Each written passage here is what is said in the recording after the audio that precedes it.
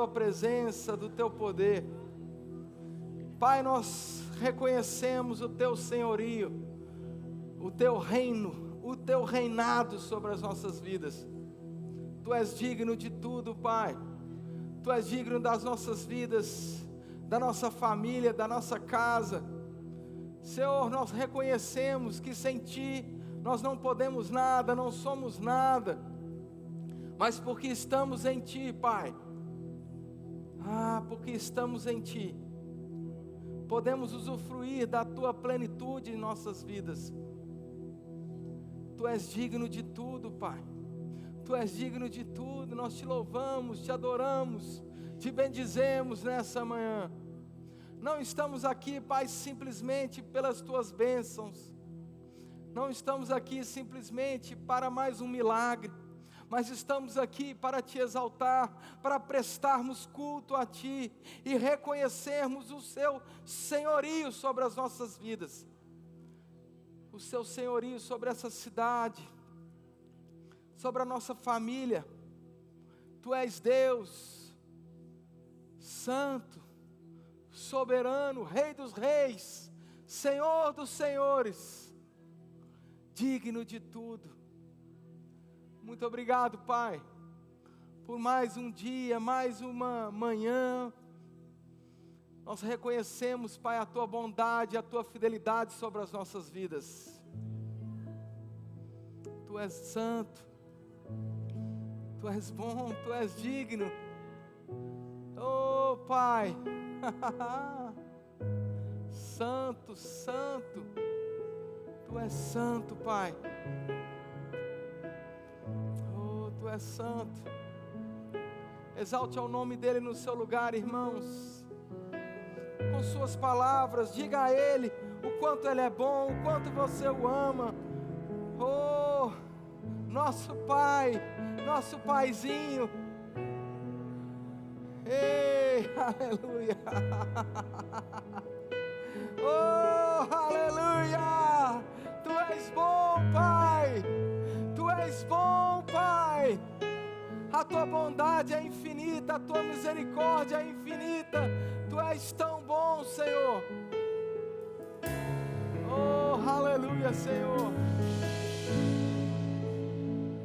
Obrigado, Pai.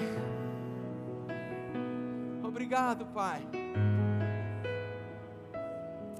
Nós consagramos esse tempo a Ti mais uma vez, Pai.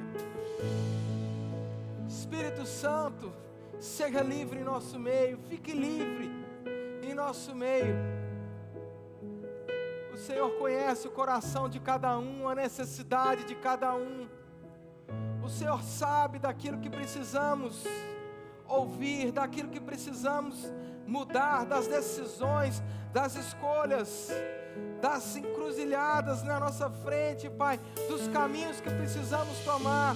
Por isso chegamos a esse lugar completamente rendidos, Pai, na Tua presença, reconhecendo, Pai, que sem Ti nada podemos fazer. Oh, Pai, obrigado por direções, obrigado por sabedoria, graça multiplicada em nosso meio. Obrigado pelos milagres. Nós temos expectativa nos dons do Espírito em manifestação no nosso meio. Temos expectativa porque sabemos, Pai, que o Senhor não está morto numa cruz. O Senhor Jesus ressuscitou e Ele vive. E Ele vive. Obrigado, Pai.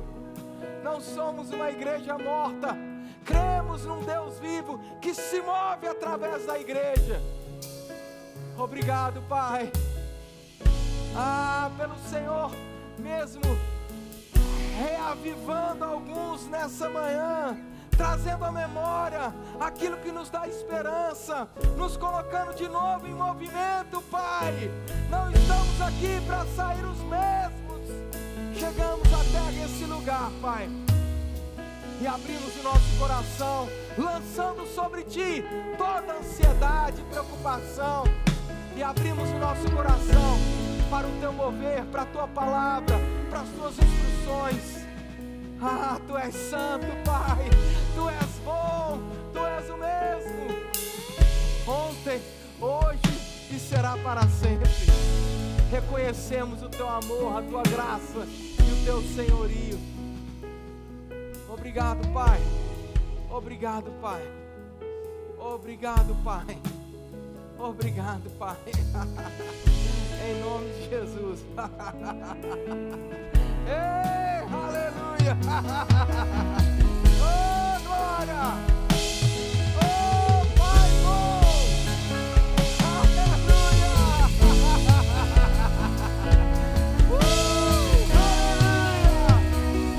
Tu és bom, Pai.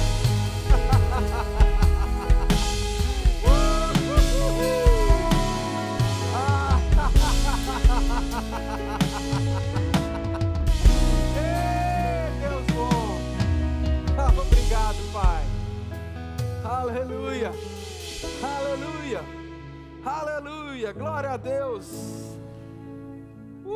Deus bom. Pode se assentar, queridos, em nome de Jesus. Obrigado, gente. Aleluia. Deus é bom, amém. Você está feliz? Você é feliz, amém? O diabo não pode tirar a sua alegria, não foi ele que deu? Amém?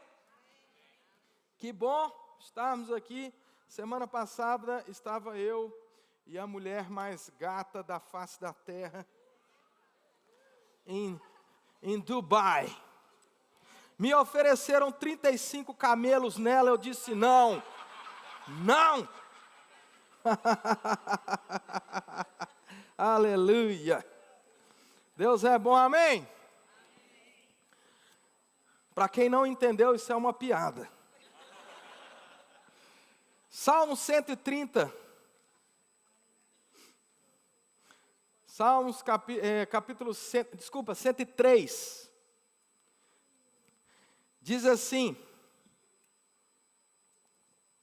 a Bíblia: bendize, ó minha alma, ao Senhor, e tudo que há em mim, bendiga o teu santo nome. O verso 2 diz assim: bendize, ó minha alma, ao Senhor, e não te esqueças de nenhum só de seus benefícios. A última parte do verso 2 é o que eu quero falar nessa manhã. Não te esqueças de nem um só de seus benefícios.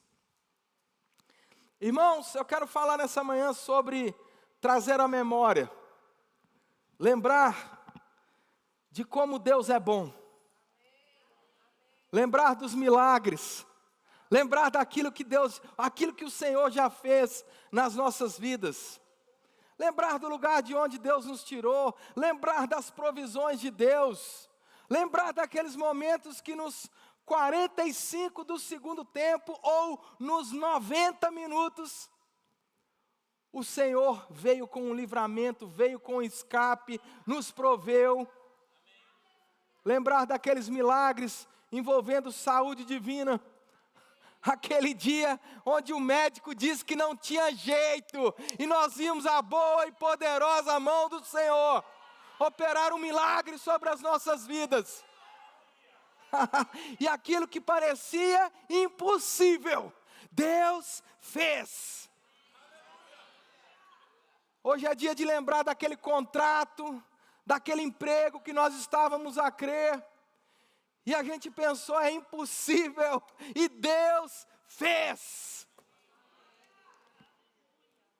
É isso que diz o texto. É isso que Salmos capítulo 103 diz: bendize, ó minha alma, ao Senhor, não te esqueças de nem um só dos seus benefícios. Irmãos, eu vou te falar uma coisa. Trazer à memória aquilo que Deus fez é como um óculos. Talvez você aí não precise usar óculos, graças a Deus por isso. Mas o óculos, ele melhora a tua visão quando você não tem uma visão tão boa. Amém? Inclusive eu estou crendo que a minha visão vai melhorar cada dia mais, amém? Mas quando você não, se você, por exemplo, se eu fizer assim, hoje, agora, nesse momento, eu enxergo os homens como que árvores. Mas se eu colocar aqui, melhora a minha visão. Trazer à memória a bondade de Deus e aquilo que Ele já fez, te coloca nessa posição de enxergar o mundo de uma perspectiva diferente, segundo aquilo que Deus é, o que Ele pode fazer, as experiências que eu já tive em Deus, aquilo que Ele já fez na minha vida, e isso faz toda a diferença. E é por isso que a Bíblia diz, não se esqueça. Porque a partir do momento que nós começamos a se esquecer da boa mão de Deus e daquilo que Ele já fez, eu começo a duvidar de quem eu sou em Cristo, de quem Deus é, do que Ele pode fazer. Não é assim ou sou só eu?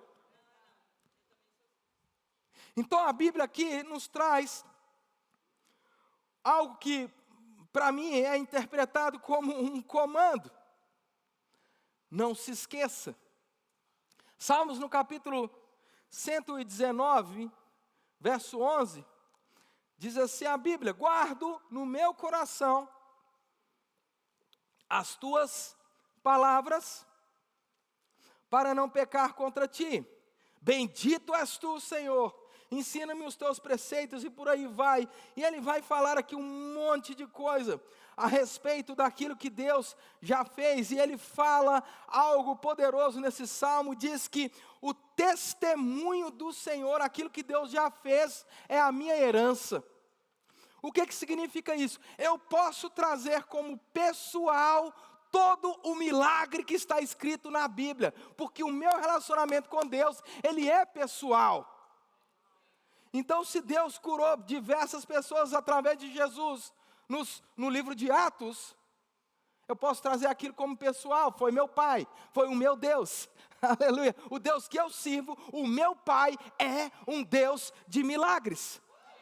Quando eu vejo na Bíblia, no Antigo Testamento, Deus abrir o mar, eu posso trazer aquilo como algo pessoal, é minha herança, faz parte da minha família, faz parte do caráter de Deus, faz parte de quem Deus é. O meu Pai é daquele tipo que abre o mar.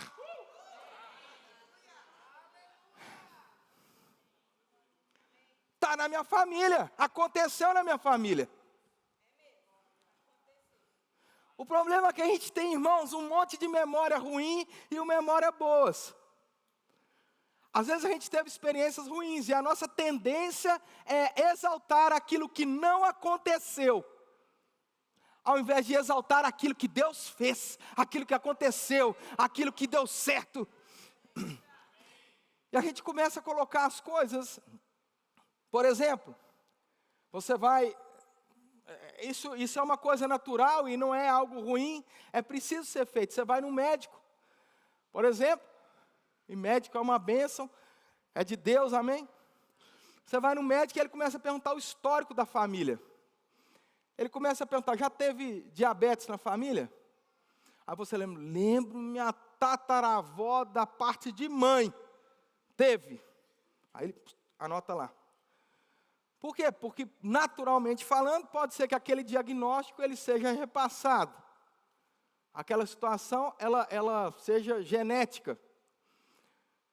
É disso que nós estamos a falar aqui, Salmo 119. A genética da minha árvore genealógica é milagre, cura, provisão, abrir o mar, portas se abrirem. Essa é a minha genética.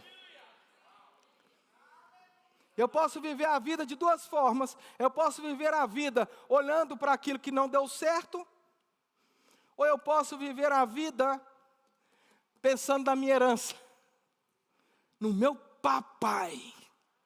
E ele não está distante, ele é meu pai, ele é o próximo aqui, ó. Como é que chama? Ascendência. Meu pai, eu. O homem dos milagres, papai. Sabe o que abriu o mar vermelho? Papai. Não foi assim, não é igual Ai, foi o tataravô. Não foi. Papai. Ele estava lá, ele fez, ele abriu, e esse é meu pai. Herança. Aleluia. Não fica com inveja não, que é o mesmo pai seu.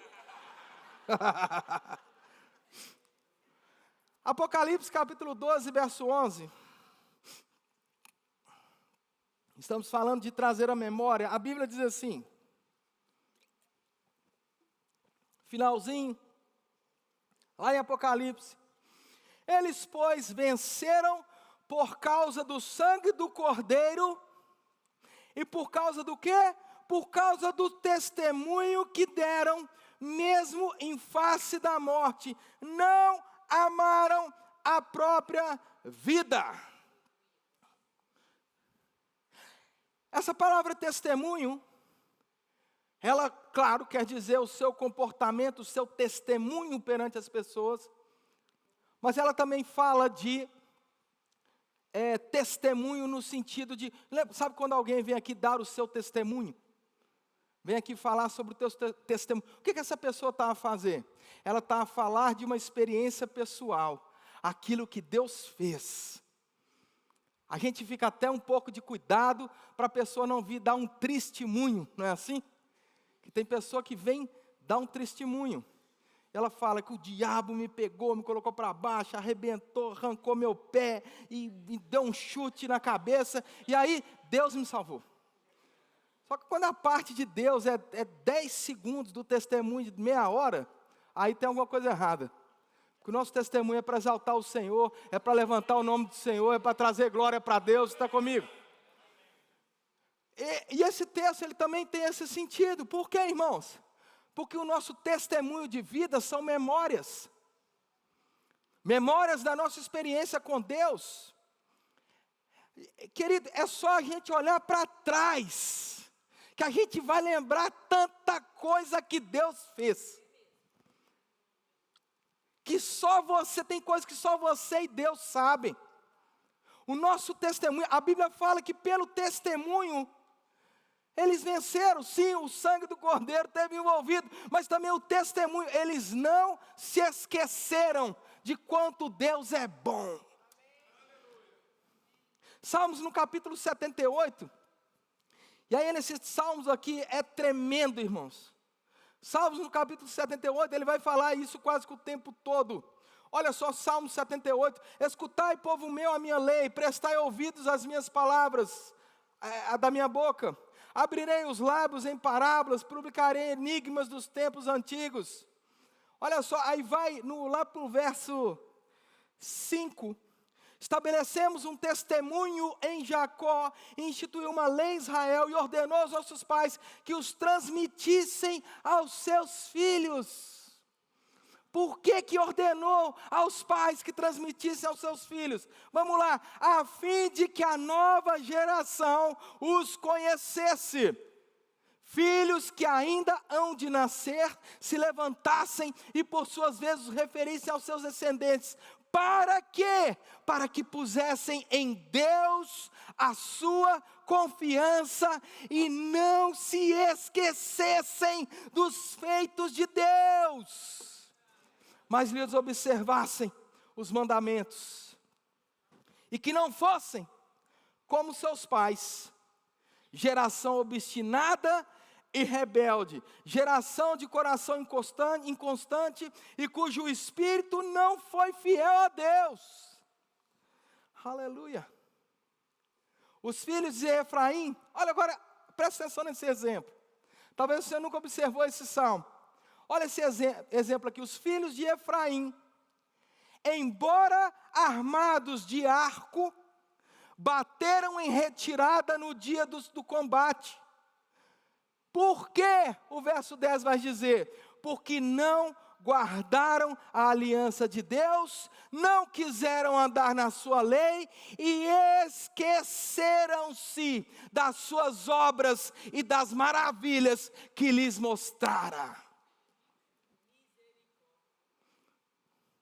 Presta bem atenção nisso. A Bíblia está aqui a falar dos filhos de Efraim, homens de guerra, preparados, homens que tinham uma arma, que tinham um propósito, um exército poderoso, um exército treinado, um exército aguerrido, um exército vencedor de batalhas, um exército capacitado, um exército treinado, um exército que tinha tudo para vencer. E a Bíblia diz que eles não vencem, porque se esqueceram de quem é Deus. Se esqueceram daquilo que Deus fez. Se esqueceram quem é papai. Daquilo que Ele pode fazer, dos milagres, do Deus da batalha. Se esqueceram. Se esqueceram que uma vez Deus deu a vitória sem o exército nem ir para lá. Se esqueceram do Deus que manda um exército gritar, o exército do outro lado fica com medo e bate em retirada. Se esqueceram do quão grande é o nosso Pai. Aí o texto ele continua, Salmo 78, e ele vai falar, olha só, esqueceram-se das suas, 11, esqueceram das suas maravilhosas obras, e das maravilhas que lhes mostraram. Prodígios fez na presença dos seus pais, na terra do Egito, no campo de Zoan, dividiu o mar, fê-los seguir, aprumou as águas como num dique, guiou-os num dia com a nuvem, à noite com um clarão de fogo, no deserto fendeu as rochas, e lhe deu de beber abundantemente como um abismo, da pedra fez brotar torrentes, fez manar água no rio, mas ainda assim prosseguiram em pecar contra o Altíssimo. Tentaram a Deus no seu coração, permitiram o alimento fosse do gosto e por aí vai. E aí deixa eu ver aqui, lá no versículo, ele começa a falar um monte de coisa, no versículo 41. Ele começa a dizer um monte de coisa aqui que Deus fez, irmãos. Coisas poderosas que Deus fez. Coisas grandiosas que Deus fez. Você imagine isso, irmãos. Por isso que a gente fala tanto de dedique-se à Escritura, lê a Bíblia, medita nas Escrituras, vem nos cultos. Irmão, não é para vir no culto só para fazer número, é porque disso aqui alimenta a nossa memória de quem é nosso Deus. É ouvindo palavras, mas também não é coisa, irmãos, toda cheia de mandinga gospel, eu estou falando de Bíblia. Bíblia. Aquilo que Deus fez, aquilo que Ele fez, as provisões. Aí ele começa a falar aqui, olha, no capítulo, verso 41. Olha que seriedade, verso 40. Quantas vezes se rebelaram contra Ele no deserto e na solidão provocaram. Presta atenção no 41, olha a seriedade disso. Tornaram a tentar Deus, agravaram o Santo de Israel. Como? Não se lembraram do poder dele, nem no dia em que os resgatou do adversário, de como no Egito operou ele sinais, e seus prodígios no campo de Zoan, converteu de sangue os rios deles, para que das suas correntes não bebessem, enviou contra eles enxames de mosca, para que os devorassem, rãs que os destruíssem, entregou as lavas às suas colheitas, e aos gafanhotos os frutos do seu trabalho. E aí ele vai falando um monte de coisa, mas o verso 42, ele é muito sério, ele diz assim, não se lembraram do poder dele, daquilo que Deus fez, nem no dia que resgatou dos seus adversários. Ao 41 diz que por isso eles tornaram a tentar Deus. Deixa eu te dizer uma coisa, não é uma boa ideia tentar Deus. Não é uma boa ideia. E a Bíblia diz que eu posso, diz que aconteceu. Eles tentaram Deus porque não se lembraram daquilo que Deus fez. O dia inteiro nós somos bombardeados por informações contrárias. Não vai dar certo, vai dar tudo errado, a economia vai despencar, o euro não sei o quê, está mandando todo mundo embora, olha aí essa nova doença, essa pandemia, o dia inteiro, irmãos, vai vir esses pensamentos. E deixa eu te dar uma novidade maravilhosa, não vai melhorar, a tendência é piorar. Porque o abismo de separação entre quem é e quem não é, vai ficar cada dia maior. O mundo vai ficar mais mundano. Isso não é uma profecia, é uma constatação. Menino, Rabassuri cantas. É bíblico. Vai ficar cada dia pior no mundo. No mundo. Você não está no mundo. Estamos no reino da luz. Fomos transportados. O reino das trevas, onde é comum pensar derrota, pensar que não vai dar certo, pensar que está tudo acabado, não faz parte da sua aliança, do seu reino, daquilo que deve permear os seus pensamentos, daquilo que deve te encharcar todos os dias. É por isso que a gente precisa se lembrar, precisa meditar nas Escrituras, precisa nos lembrar de quem é Deus, quem é o nosso Pai. O nosso Pai não é um Deus qualquer, não é um ser qualquer que está exposto às variações do mundo. Não, o nosso Pai é diferente, o nosso Deus é bom, o nosso Deus é um Deus de milagres, o nosso Deus é de cura, de provisão, de portas abertas. Esse é o nosso Deus, essa é a natureza de Deus. Milagre, para Ele é normal. Servimos um Deus que é normal ser sobrenatural. Você está comigo? E aí a Bíblia diz que quando eu me esqueço, é como se eu estivesse nivelando Deus por baixo. Como se eu estivesse dizendo para Ele, tá, Deus, você é bom, mas esse problema aqui, é como se eu estivesse dizendo para Deus, esse problema é maior do que Deus.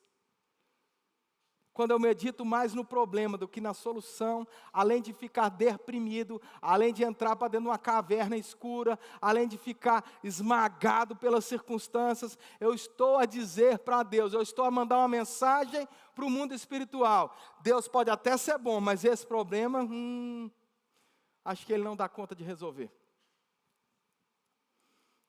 Imagine que tolice seria pensarmos assim do Deus que abriu o mar. Você já abriu o mar aí alguma vez? Já viu falar de alguém que abriu? O nível de superioridade de Deus em relação a problemas, circunstâncias, em relação ao diabo, em relação àquilo que o homem pode fazer, é infinitamente superior, irmão. Não existe uma competição. Não existe uma competição. Por isso que a Bíblia diz, se Deus é por nós, quem será contra nós?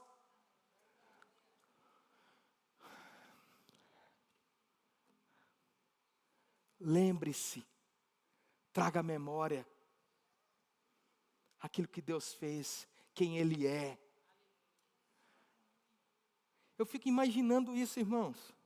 Um exército fugiu da guerra porque se esqueceu quem era o comandante. O problema disso é que fala da nossa identidade.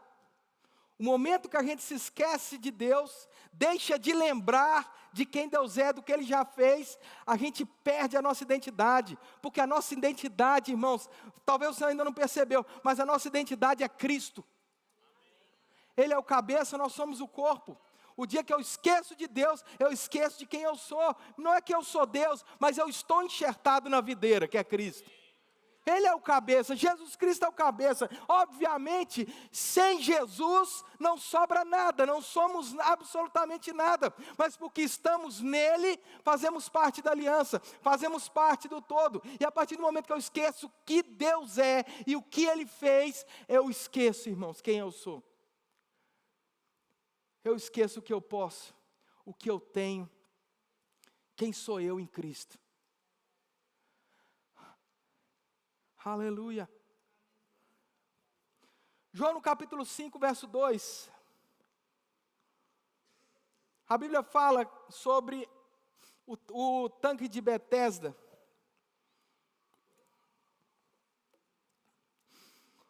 O tanque de Betesda, a gente não vai ler esse texto, depois você pode ler ele todo. João capítulo 5, verso 2. Eu já ministrei sobre esse texto aqui, é um dos meus textos preferidos da Bíblia. Mas uma coisa que eu não sabia, assistindo o documentário há pouco tempo, eu estava assistindo um documentário sobre o tanque de Betesda e filmaram lá o local. Hoje não é um local muito visitado, é um local até meio feio. Você chega lá, é um monte de escombros e água assim no fundo. É bem esquisito, não é um local muito popular para as pessoas visitarem lá em Israel. Mas a história é linda demais, irmãos. Segundo alguns historiadores, existiam lá entre 800 e 1.000 pessoas esperando o anjo descer, mexer as águas e eles pularem no tanque. Imagina, de repente chega Jesus. Jesus, ele começa a conversar com um homem, você conhece a história? Ele começa a conversar com um homem, ele tem aquela interação com aquele homem. Vamos ver aqui rapidamente. Verso 5, olha, estava ali um homem enfermo, havia 38 anos. Jesus, vendo-o deitado, sabendo que estava assim há muito tempo, perguntou: queres ser curado? Respondeu-lhe o enfermo: Senhor, não tenho ninguém que me ponha no tanque quanto a água é agitada, pois enquanto eu vou, desce outro antes de mim. Então lhe disse Jesus: levanta-te, toma o teu leito e anda. Imediatamente o homem se viu curado e tomando o leito pôs-se a andar. E aquele dia era sábado. Então está lá aquela multidão, de repente Jesus vê um homem, começa a conversar com ele, aquele homem crê naquilo que Jesus diz e é curado, levanta e começa a andar. 38 anos naquela condição. Sabe qual é o problema dos dias de hoje?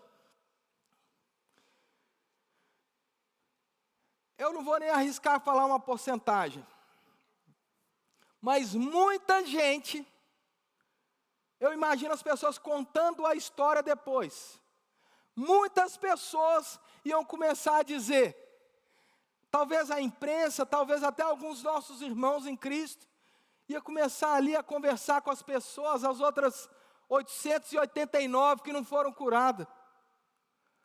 Ia começar a indagar por que Jesus não curou todo mundo, porque só foi um. Ou seja, a tendência do ser humano é olhar aquilo que não aconteceu. Sim, Jesus curou um homem, mas teve lá 899 que não foram curados. E a tendência do ser humano é pensar: com certeza eu estou no meio desses 889. Aquele pensamento negativo. Olha, deixa eu te dizer uma coisa, cuidado para uma cultura negativa não mudar quem você é em Cristo. Cuidado para você não começar a achar normal, reclamar da vida, do mundo, do sol, da luz, da estrela. Se está frio eu reclamo, se está sol eu reclamo, tudo eu reclamo. Não, irmãos, o seu coração é como diz o Salmo: bendizei ao Senhor. Está frio, eu dou glória, está calor, eu dou glória, porque eu sou feliz. O externo não muda quem eu sou. Irmão, dentro de você tem uma luz. Smith Wigglesworth diz que se rasgasse você ao meio, sairia uma luz capaz de iluminar toda a terra. Que coisa maravilhosa. Meu irmão, ontem nós fomos levar o Lucas a um torneio. Na hora que a gente voltou, estava todo mundo lá na família. Na hora que a gente voltou já era tarde, e eu fui estudar um pouco para ministrar hoje. Meu irmão, na hora que eu olho para cima, passa um clarão assim, ó. Eu falo: sangue de Jesus tem poder. Era um meteorito. Depois que eu fui descobrir no Jornal da Marinha, o Facebook. Aleluia, espetáculo aquela página. Mas irmãos, deixa eu te dizer uma coisa, a luz que está dentro de você, aquilo foi um clarão, meu irmão. Nunca tinha visto algo daquilo ao vivo, um clarão. Mas a luz que habita dentro de você é muito maior do que isso. Aquele que está em você ilumina qualquer ambiente escuro, de trevas, qualquer lugar, qualquer ambiente de trabalho destruído, em trevas, promíscuo. O povo só fala palavrão, mas você está lá e você carrega a luz do mundo, irmão. Deus habita dentro de você. Onde você está, alguma coisa muda. Onde você está, o ambiente muda. O povo era triste, eles começam a rir, não sabem nem porquê. Sabe por quê, irmão? Porque a alegria do Senhor, que é a sua força, habita dentro de você. E se você deixar, essa alegria vem para fora e contagia toda a gente. Agora, se você também deixar, essa alegria se prende e a tristeza do mundo não somente destrói o ambiente, mas destrói você também.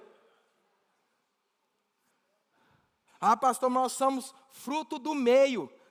Top, que meio que a gente está? Eu estou no reino da luz. Esse é o nosso meio, esse é o meio que te afeta, esse é o meio que te influencia. Como? A partir do momento que você decide lembrar diariamente quem você é, quem é Deus, aquele que habita em você, irmão. Irmão, a gente pode até ter vivido situação difícil na vida, pressão. Mas deixa eu te dizer uma coisa, eu tenho certeza que Deus nunca te deixou desamparado. Nunca te faltou nada. Você pode até dizer, eu não tinha tudo o que eu queria. Isso aí é uma coisa. Deus nunca prometeu que a gente vai ter tudo que a gente quer. Mas Ele prometeu que Ele é o nosso pastor e nada nos falta. Aleluia. Vem de um jeito, vem de outro, Deus dá o livramento. Teve uma vez, irmãos, tinha um amigo nosso, professor da escola de ministros, eu e Marina estávamos lá em Campina Grande, fazendo a escola de ministros e escola de missões. E aí a gente estava passando uma pressão financeira daquelas, aleluia, glórias. E aí esse irmão ia dar aula na escola e ele pediu para ficar lá em casa. E a gente falou com ele, rapaz, a gente não tem nem onde é que te receber não. Ele, mas eu quero ficar com vocês e tal, que a gente quer ter um tempo junto, pronto. Resumindo, a gente colocou um colchão no chão e ele foi dormir lá no quarto. Ele sabia das situações e ele quis, amém, né? Ficamos com vergonha, mas recebemos ele mesmo assim. Teve um dia, irmãos, que não tinha, a gente não tinha nem dinheiro para comprar pão, para você ter ideia. Não tinha. Aí eu falei, rapaz, o que a gente vai fazer? A gente vai sentar, vai chorar, vai desesperar. Vai fazer o quê? A Marina perguntou, vai lá, compra pão. Eu fiz igual o Chaves, né? Aleluia. E aí, irmãos, começamos a se alegrar no Senhor. Sabe quando você tira a alegria da tristeza, irmão? Essa posição, ela é ruim, mas ela é boa demais, irmão. Sabe aquela coisa que é ruim, mas é bom? E a gente começou, irmãos, a se alegrar no Senhor. De repente, tim-dom, toca a campainha. Entra um irmão, sabe aqueles irmãos que você não dá nada? Você fala, ali eu tô ruim, mas ele tá pior. Você nunca pensou nisso, né? Fala, Deus! De repente entra aquele irmão, que eu estou ruim, mas ele está pior. Entra aquele irmão. Assim, ó. Era o irmão que sempre vinha tomar café lá em casa, porque ele estava pior. De repente entra aquele irmão, com 2 sacolas, assim, uma de cada lado. Acho que eu nunca vi tanto pão, tanta bolo, tanta coisa na vida, irmãos. A provisão plena. Irmãos, Deus é tão bom. Deus é tão bom. Deus é tão bom. E aí você imagina ali aquela situação. E as pessoas, a tendência das pessoas é pensarem, um foi curado, os outros não. Centenas de pessoas que não foram curadas. Irmãos, deixa eu te dizer uma coisa. Guarda isso no seu coração. A passagem do poço de Betesda não é uma passagem que revela o que Deus pode fazer.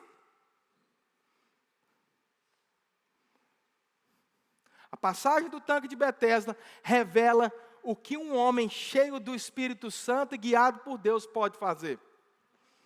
Jesus era Deus sim, mas ele operava na terra como filho do homem. E ali naquele momento, guiado pelo Espírito, ele foi até aquele homem e operou um milagre. Se Deus quisesse, podia curar todo mundo.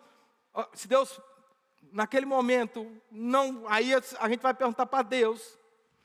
Eu não sei a resposta. Mas ele podia curar todo mundo? Podia. Como é que eu sei? Um dia a Bíblia diz que tinha lá um exército de osso. O povo estava tão morto que nem carne no osso tinha mais. E de repente, Deus levanta um exército inteiro de osso. Aí é o que Deus pode fazer. A revelação do que Deus pode fazer, para mim, um dos maiores milagres na Bíblia, depois de Jesus ter sido morto, ido aos lugares mais baixos da terra, por mim, por você, o poder exercido do céu, Efésios 1, 2, vai lá e ressuscita Jesus Cristo dos mortos. Para mim, o segundo maior milagre da Bíblia é aquele exército, de repente, se levantando, entre o espírito, o osso, carne, tudo, e aquele exército se levanta. Aquilo ali, pelo amor de Deus, ali é a revelação do que Deus pode fazer. Mas você percebe que isso não é desculpa para que a gente pense, espera aí, pode ser que eu esteja nessa categoria. Eu não vou receber um milagre, eu estou nos 898. Que um entrou na água, né?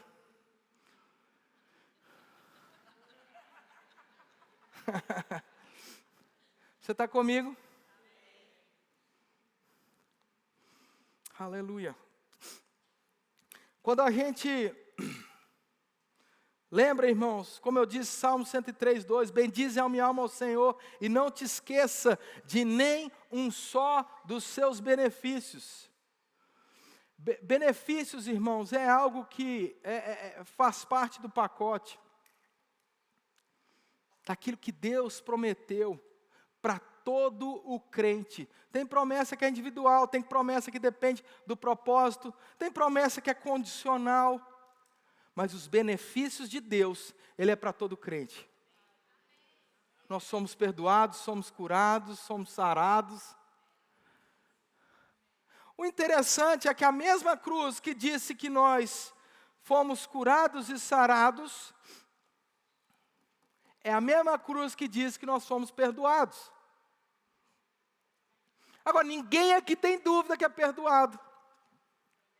Não é assim? Ninguém aqui está pensando, rapaz, será que eu fui perdoado? Ei, meu Deus do céu, e agora? Será mesmo que Ele me perdoou? Geralmente ninguém tem dúvida. Mas a mesma cruz que levou sobre si o nosso pecado, que pagou o preço, foi não foi outra. Não foi a cruz do lado, foi a mesma. Diz que nós fomos sarados e curados. Lembra dos benefícios. Lembra de quão bom é o Senhor. Eu quero terminar aqui, em Marcos no capítulo 8.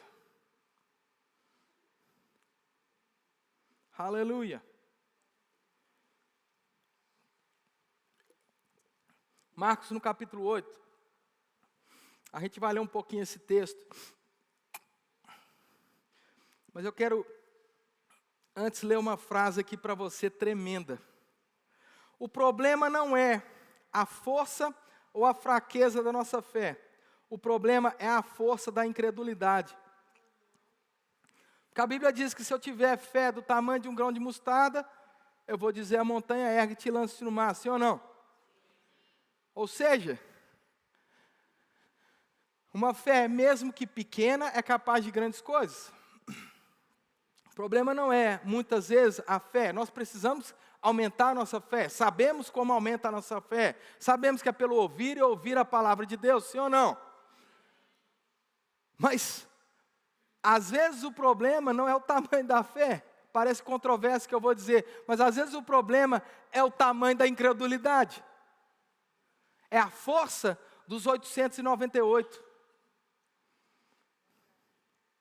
Ao invés daquele que Jesus foi e curou. Marcos no capítulo 8, vamos a um exemplo aqui claro disso. Marcos no capítulo 8.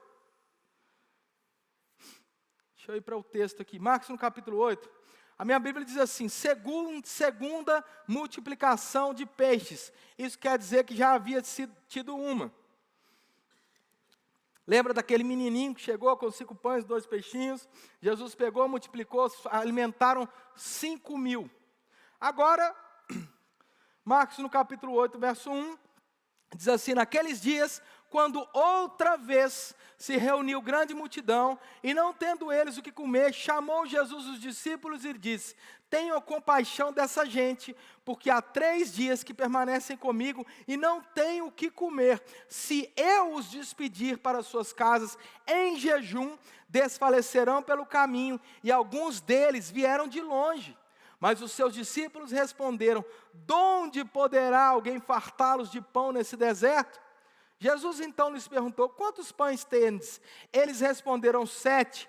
Ordenou ao povo que se assentasse no chão, tomando os 7 pães, partiu, e após ter dado graças, deu também aos seus discípulos, e para que esses distribuíssem, repartindo ao povo. Tinham também alguns peixinhos, e abençoando-os, distribuiu igualmente, mandou que esses igualmente fossem distribuídos. Comeram e se fartaram, e dos pedaços restantes, recolheram 7 cestos. Eram cerca de 4.000 homens. Então Jesus os despediu. Logo a seguir, tendo embarcado juntamente com seus discípulos, partiu para as regiões de Dalmanuta. Então observa isso. Primeiro milagre, primeira multiplicação, lá no capítulo 6, se eu não me engano, 5.000 comeram. 5 pães, 2 peixinhos. 5.000 comeram.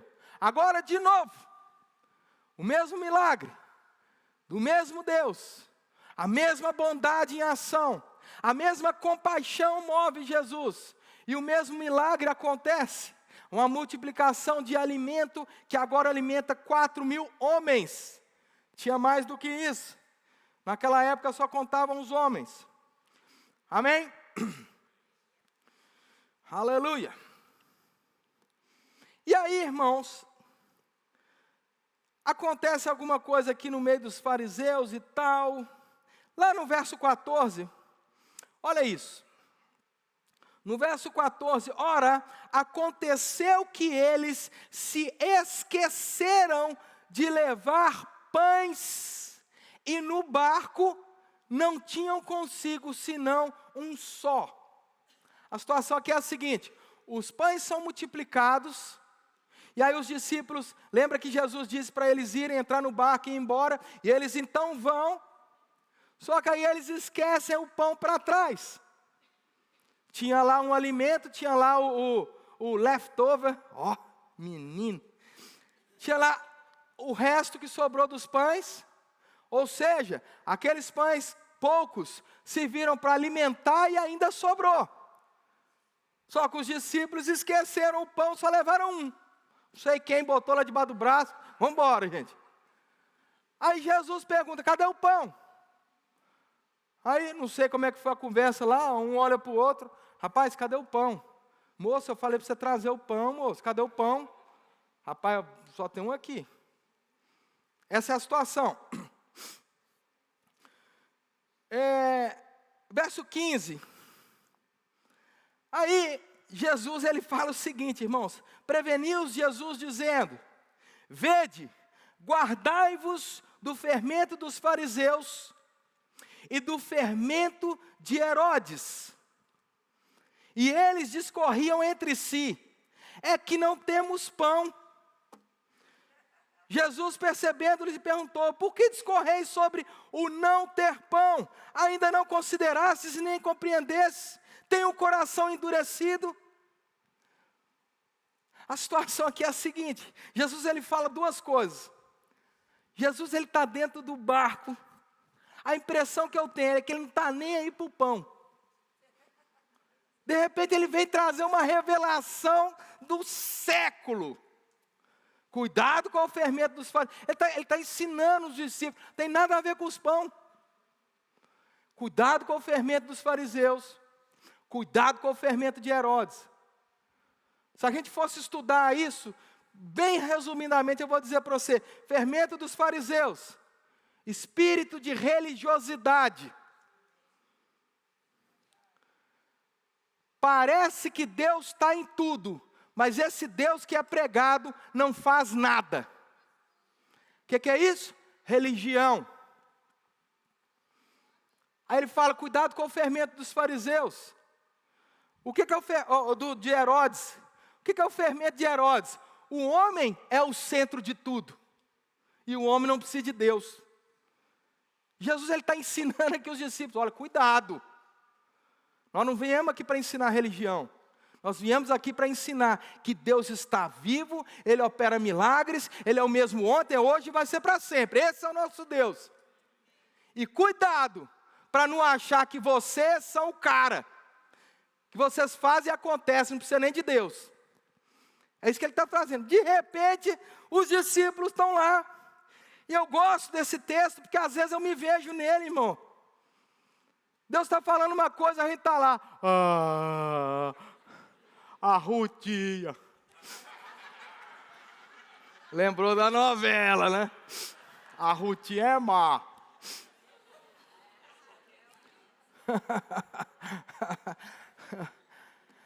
Ah, Jesus. Aí ele fala, fermento? Ele está falando do pão, moça. Eu falei para trazer o pão. Aí Jesus, é como se Jesus falasse assim: gente, o que eu estou falando não tem nada a ver com pão, mas vamos supor que tivesse. Olha isso. E eles corriam entre si, é porque a gente não tem pão. 17. Jesus, percebendo, lhes perguntou: por que discorreis até agora sobre não ter pão? Ainda não consideraste, não compreendeste, tende o vosso coração endurecido, tendo olhos não veem, tendo ouvidos não ouvem, não vos lembrais que quando partis 5 pães para 5.000, quantos cestos cheios de pedaço recolhestes? Eles disseram, responderam eles, 12, e de quanto partiu 7 pães para 4.000? Quantos cestos de pedaço recolhesse? Responderam esses, 7. Aí Jesus diz, ainda não compreendem. Quase que Jesus ele vai lá em Marcos no capítulo 6, vocês ainda não entendem. Eu sou o Deus da provisão. Eu estou falando de uma coisa que não tem nada a ver. Estou falando de coisas espirituais. Aí vocês vêm conversar comigo sobre pão até hoje. Depois que viram 4.000 se alimentados, depois que viram 5.000 se alimentados, está até hoje falando de pão. Vocês ainda não viram? Vocês ainda não perceberam que eu sou o Deus da provisão? Que eu chego com a provisão? Aleluia! Que eu sou o seu pastor e nada lhe falta? Jesus ele fala uma coisa aqui, irmãos, que é tremenda. Aleluia! Olha aqui. Tendo olhos, não vedes. Tendo ouvidos, não ouvis. Qual que é a terceira frase que ele fala? Nem vos lembrais. É interessante que Jesus ele fala de 3 coisas. Ter olhos para ver, ouvidos para ouvir. Nós podemos interpretar isso como dons espirituais. Tem coisas que a gente vai ver no mundo espiritual, vamos ouvir no mundo espiritual. Pode até ser que os discípulos não tivessem, claramente ainda não estavam naquele nível de perceber pelo Espírito. Eles não eram nascidos de novo naquele momento. Andavam com Jesus, mas não eram nascidos de novo.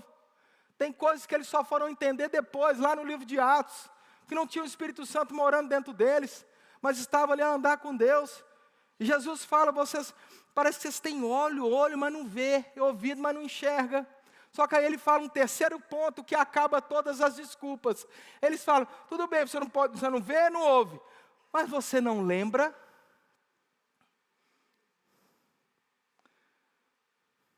Lembrar aquilo que Deus fez. Pode ser que não haja uma manifestação divina. Pode ser que não haja ali um dom, uma palavra de sabedoria, uma palavra de conhecimento. Pode ser que eu esteja num estado ali. E eu quero falar aqui mesmo para pessoas que talvez chegaram até nesse lugar aqui, tristes, deprimidas, chateadas, querendo desistir da vida. Pode ser que você esteja num estado que você não consegue nem ouvir Deus, nem ver Deus, aquela voz, a presença do Espírito. Parece que você não está conseguindo nem discernir essas coisas. Mas aí vem o terceiro ponto de Jesus. Se você não consegue ver, nem ouvir, se lembre. Porque se lembrar é uma escolha, irmão. É um exercício do livre-arbítrio. Se lembre. Puxa aí dentro o que é que Jesus já fez. Puxa aí dentro o que Deus já fez por você. Os milagres. Faça esse exercício, 10, 15 minutos, meia hora. Começa a se lembrar. Espera aí, agora eu vou propositalmente me lembrar de tudo que Deus fez. Propositalmente me lembrar de tudo aquilo que Deus já fez por mim.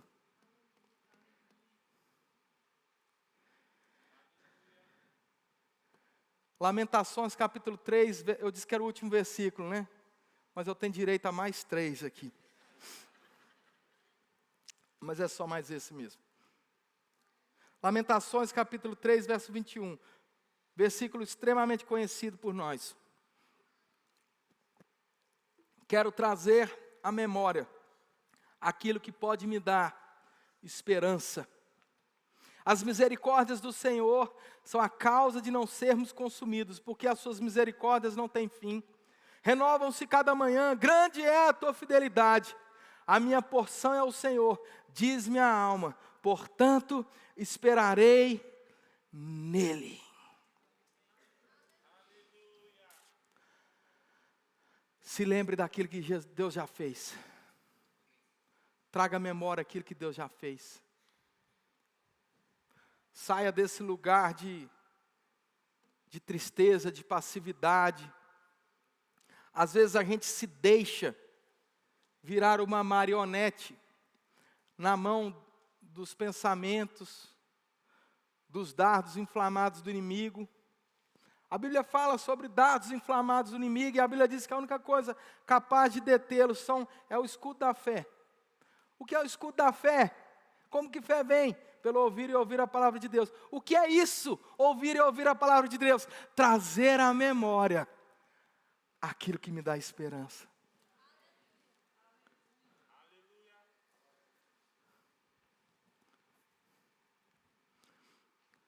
Invista, faça um favor para você mesmo, irmãos.